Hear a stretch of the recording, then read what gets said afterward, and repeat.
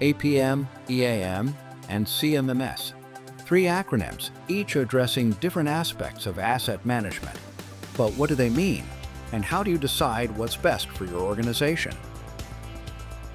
Managing assets is no longer about just fixing equipment. Today, it's strategically driving performance, reducing costs, and meeting compliance needs. These tools have become essential for turning data into actionable insights. Asset Performance Management, or APM, is a methodology focused on analyzing and optimizing asset performance.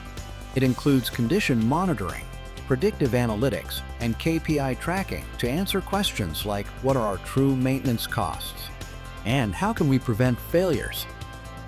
APM may include an EAM or CMMS with additional analysis tools and strategic methods to capture, understand, and make decisions about asset performance. Enterprise Asset Management, or EAM, covers the entire asset lifecycle. It integrates maintenance, purchasing, inventory, and business processes, helping organizations move from reactive to predictive maintenance. A computerized maintenance management system, CMMS, is narrowly focused on managing maintenance activities. Choosing the right tool depends on your business needs. APM excels in performance optimization.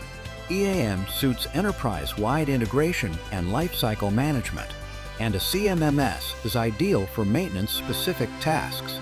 Define your requirements before making a choice. What are your asset management requirements? This list may help to identify your priorities. Simply check off the requirements that matter most to you so that when evaluating APM, EAM, or CMMS solutions, you can ensure they meet your selected needs. At their core, these tools focus on management of assets, data, and processes. Effective management transforms raw data into actionable insights for better decisions. Whether you're a large or small organization, the right solution must fit your unique needs. Spend time up front defining your requirements to ensure your investment pays off. Need help? TRM can guide you through the process.